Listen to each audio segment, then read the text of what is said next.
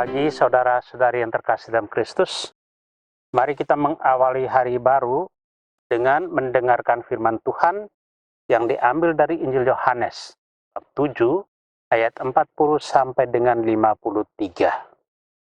Tuhan bersamamu, inilah Injil Yesus Kristus menurut Yohanes. Kali peristiwa Yesus mengajar di Yerusalem. Beberapa di antara orang banyak yang mendengarkan perkataan Yesus berkata, "Dia ini benar-benar nabi yang akan datang." Yang lain berkata, "Dia ini Mesias." Tetapi yang lain lagi berkata, "Bukan, Mesias tidak datang dari Galilea." Karena kitab suci mengatakan bahwa Mesias berasal dari keturunan Daud dan dari kampung Betlehem, tempat Daud dahulu tinggal. Maka timbullah pertentangan di antara orang banyak karena Yesus. Beberapa orang di antara mereka mau menangkap dia, tetapi tidak ada seorang pun yang berani menyentuhnya. Maka ketika penjaga-penjaga yang tugaskan imam-imam kepala dan orang-orang Farisi pergi kepada imam-imam kepala, orang-orang Farisi berkata kepada mereka, "Mengapa kamu tidak membawanya?" Jawab penjaga-penjaga itu, "Belum pernah seorang manusia berkata seperti orang itu." Jawab orang Farisi itu kepada mereka, "Adakah kamu juga disesatkan? Adakah seorang di antara pemimpin-pemimpin yang percaya kepadanya, atau seorang di antara orang-orang Farisi, orang banyak itu yang tidak mengenal hukum Taurat, terkutuklah mereka."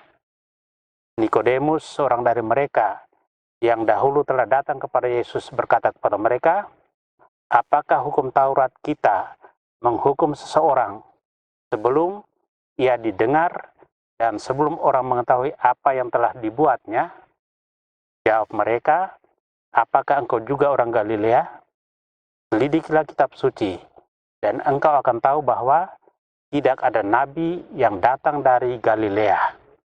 Lalu mereka pulang masing-masing ke rumahnya. Demikianlah Injil Tuhan. Saudara terkasih, tema yang kita renungkan hari ini mengatakan kebenaran.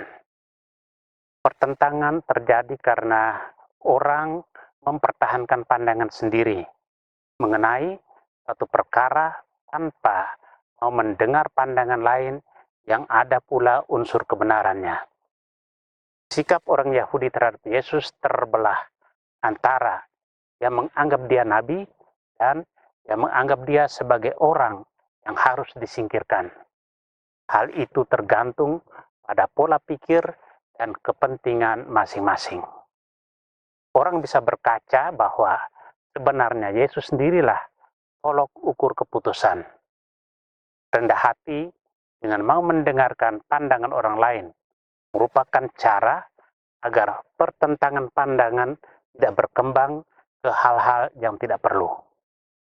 Nikodemus adalah contoh orang-orang yang memperjuangkan yang benar lalu terasing dari lingkungannya. Karena ia menunjukkan prinsip yang benar, ia dipersalahkan dan dianggap membela Yesus. Padahal Nikodemus justru mengungkapkan prinsip yang benar, yakni orang tidak boleh dihukum sebelum didengar kesaksiannya. Dasarnya hanyalah karena kelompok orang itu sudah sepakat untuk melenyapkan Yesus. Yang menghalangi niat itu akan dianggap sebagai sekutu Yesus yang harus dimusuhi juga. Saudara yang terkasih, kita adalah makhluk yang mudah terhipnotis oleh tren di masyarakat. Pikiran dan tindakan kita dengan mudah dikendalikan oleh hal-hal yang sedang populer. Bila tidak ditanggapi dengan kritis, nilai-nilai hidup seperti kebenaran, kebaikan, keadilan, dan kemerdekaan bisa dijungkir balikan karena kuatnya arus tersebut. Sikap mendengarkan lebih dahulu, lalu mencari tahu lebih dalam lagi adalah ciri-ciri berpikir kritis sebelum memutuskan tindakan. Inilah cara kita untuk menjaga harkat dan martabat kita sebagai manusia citra Allah. Amin.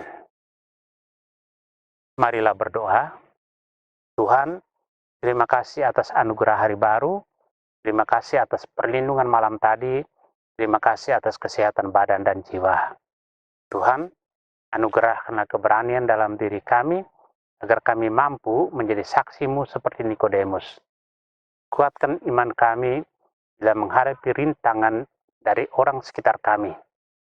Kuasailah hati kami, agar kami berani berpikir kritis sebelum bertindak demi martabat pribadi kami.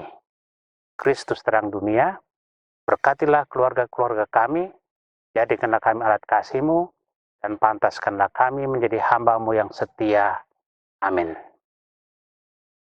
Tuhan bersamamu, semoga keluarga kita, orang-orang yang kita kasihi dan doakan, seluruh aktivitas kita hari ini dilindungi, dibimbing, dan diberkati oleh Allah yang Maha Kuasa, Bapa dan Putra dan Roh Kudus. Amin.